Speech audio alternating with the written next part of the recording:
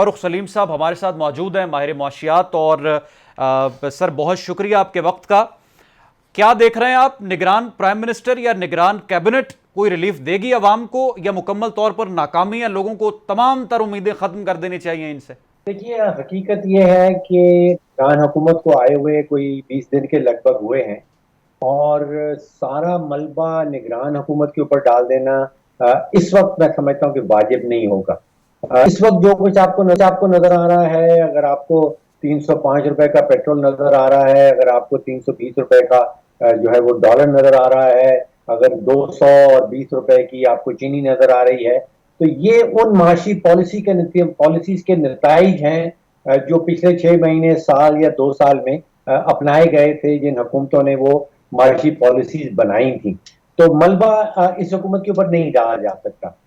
دوسرا یہ کہ پچھلے جو 20-21 دن ہوئے ہیں اس حکومت کو، اس میں سے کم از کم 4 دن نگران وزیر اعظم صاحب نے جو ہے وہ سپینڈ کیے ہیں بجلی کے حوالے سے اور بجلی کے ریلیف کے حوالے سے، اور 4 دن لگانے کے بعد ہمیں یہ بتایا گیا کہ جی وزیر اعظم صاحب کچھ نہیں کر سکتے.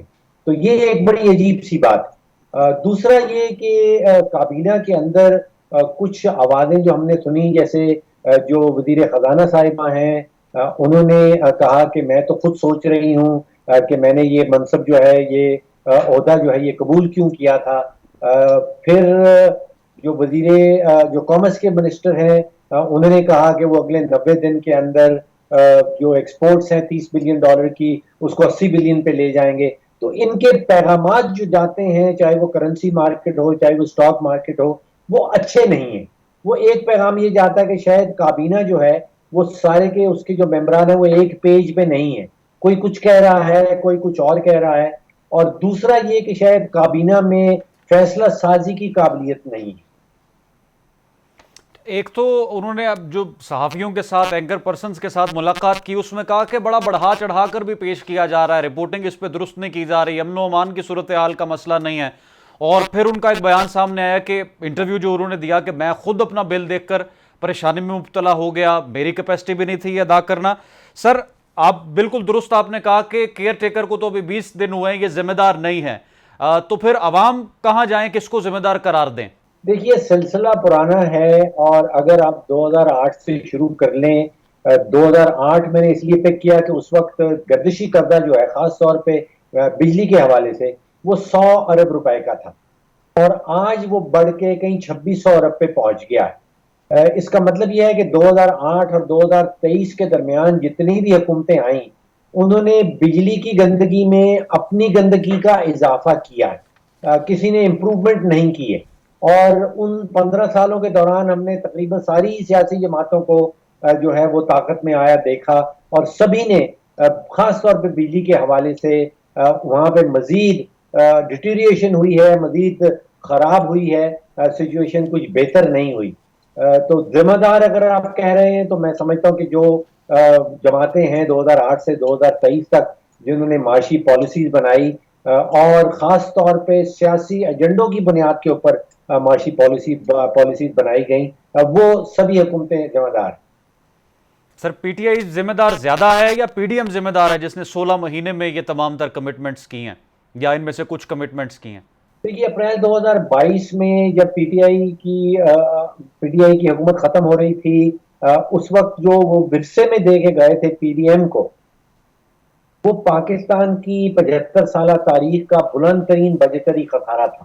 کہیں 6,500-7,000 ارب کا وہ بجٹ کا خسارہ چھوڑ کے جا رہے تھے. دوسری چیز جو پی ٹی آئی نے پی ڈی ایم کو ورثے میں دی تھی، وہ پاکستان کی معاشی تاریخ کا بلند ترین تجارتی خسارہ تھا، کوئی 45 ارب ڈالر کا خسارہ تھا.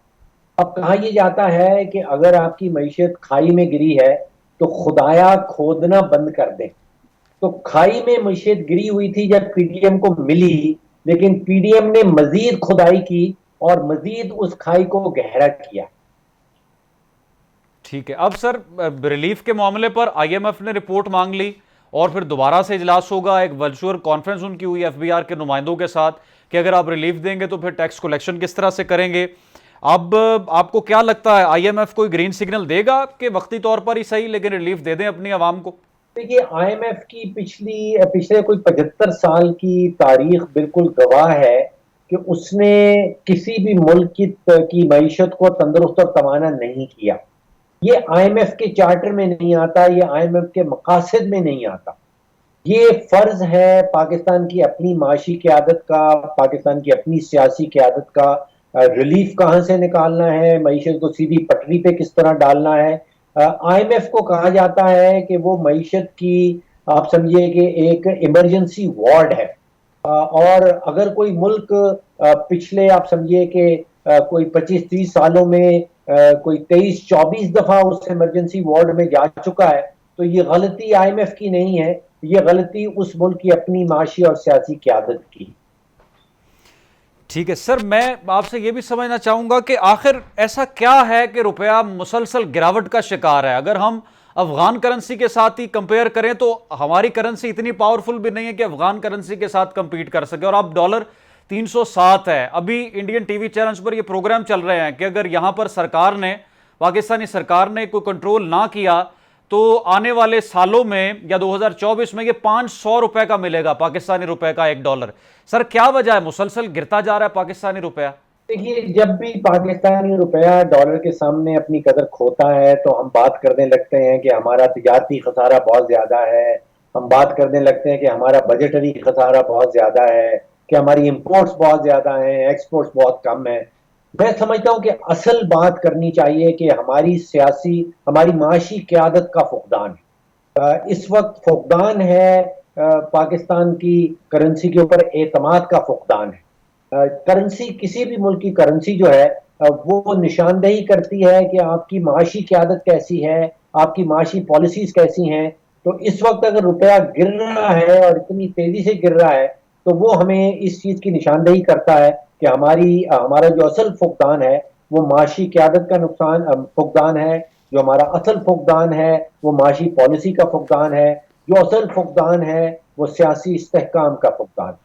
تو افغانستان میں سیاسی استحکام ہم سے زیادہ اور وہاں پر معاشی قیادت بھی پاکستان سے اچھی ہے, پھر تو یہی تصور کیا جا سکتا ہے.